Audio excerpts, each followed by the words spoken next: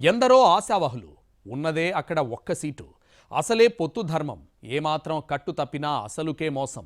మొన్నటి వరకు రెండు మిత్రపక్షాల మధ్య ఉన్న సీట్ ఫైట్ ఇప్పుడు కాషాయ పార్టీ ఎంట్రీతో మరింత హీట్ ఎక్కింది. పొత్తులో భాగంగా సొంత నియోజకవర్గాన్ని వదిలేసుకుని పక్కనున్న సెగ్మెంట్పై ఆశలు పెట్టుకున్న ఓ నేత ఇప్పుడు కూటమి పార్టీలు పెడుతున్న కుంపట్లతో సిగపట్లు పడుతున్నారు. ఉమ్మడి గుంటూరు జిల్లా కేంద్ర నియోజకవర్గం గుంటూరు పశ్చిమ.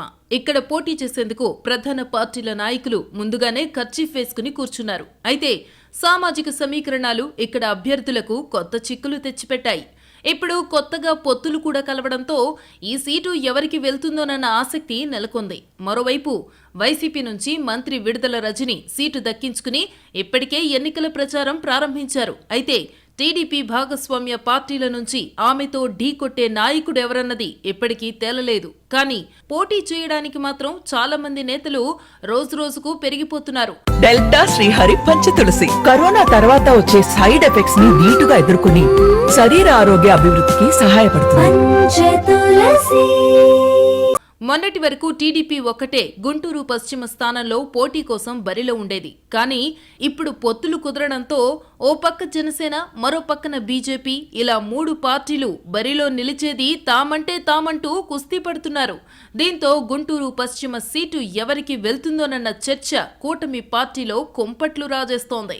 గుంటూరు పశ్చిమలో మాజీ మంత్రి ఆలపాటి రాజేంద్ర ప్రసాద్ పోటీ చేస్తారని చర్చ జరుగుతోంది.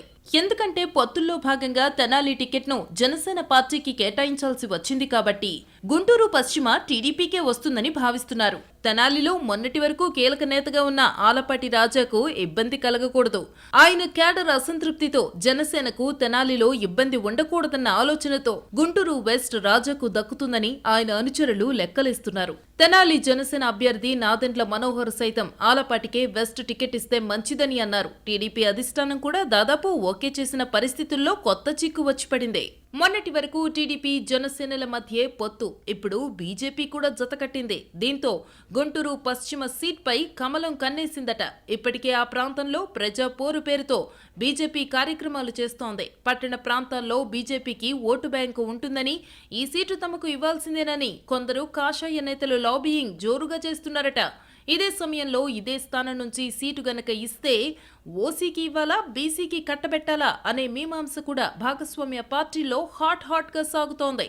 ఎందుకంటే గుంటూరు పార్లమెంట్లో టీడీపీ కూటమి నుంచి ఎక్కడా బీసీ సామాజిక వర్గానికి సీట్ కేటాయింపు లేదు. పార్లమెంటు సెగ్మెంట్తో సహా అన్ని నియోజకవర్గాల్లో ఓసీ అభ్యర్థులే పోటీలో ఉన్నారు. మరో 2 స్థానాలు ఎస్సీ రిజర్వ్డ్, ఇంకో స్థానంలో సంప్రదాయంగా మైనారిటీ అభ్యర్థులకు సీటు కేటాయించాల్సి వస్తోంది. దీంతో బీసీలు మాత్రం బరిలో లేరు. అందుకే గుంటూరు పశ్చిమలో సీటు ఓసీకి ఇస్తారా లేక బీసీకి కేటాయిస్తారా అన్నిటికీ మించి కూటమిలో ఏ పార్టీకి టికెట్ దక్కుతుందంటూ వాడివేడిగా చర్చ జరుగుతోంది.